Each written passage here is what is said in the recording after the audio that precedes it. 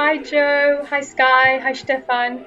I'm really missing all my friends in the Cast, so I've loved seeing your video letters. And thank you, Joe, for your actual letter and my birthday present, which I thought I'd model for you today.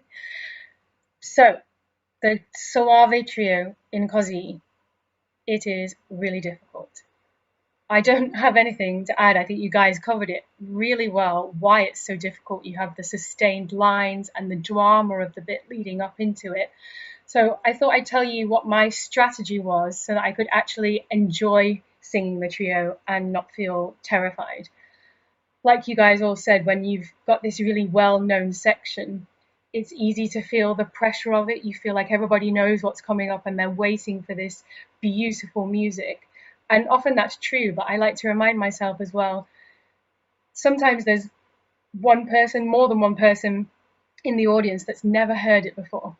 So I like to remind myself of that so I don't feel so much pressure. And we also had such great support from Holly and the Old Street Band in the pit as well, that it was really fun to sing.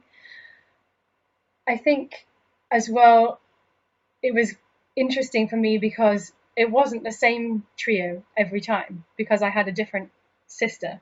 I don't know, Stefan, if you found that it felt really different, a really different energy each time, and the listening was different between the three of us, whether it was Sky or whether it was Joe.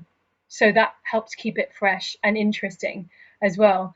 And Sky, I completely agree with you that I like to use the drama to help me kind of get out of my technical head a bit. You just have to trust that the technique's going to work.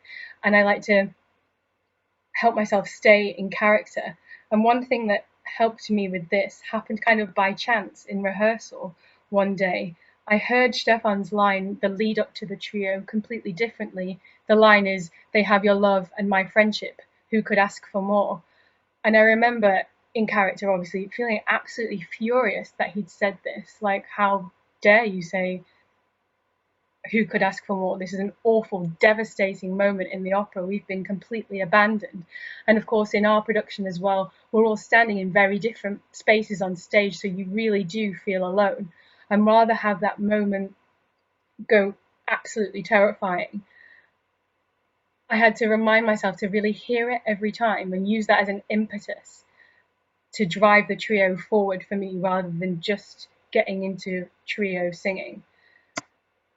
Sometimes I'd be looking for the boys to see if I could see them. Sometimes I'd use it as a moment to calm myself and think I have to send this prayer up to them. But I used it as a real character moment. So, Stefan, I don't know if I ever spoke to you about that, but you really helped me. So thank you.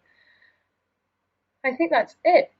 Um, yeah, just talking as well about keeping the breath lower. Again, Stefan, it was really funny what you said about the laughing moment before the trio, because obviously for the girls it's the polar opposite. We're sobbing as we go into this, but it's exactly the same technically, that we have to make sure that the breath all stays really low so that we can get into that smooth singing and not be worried about falling through the cracks.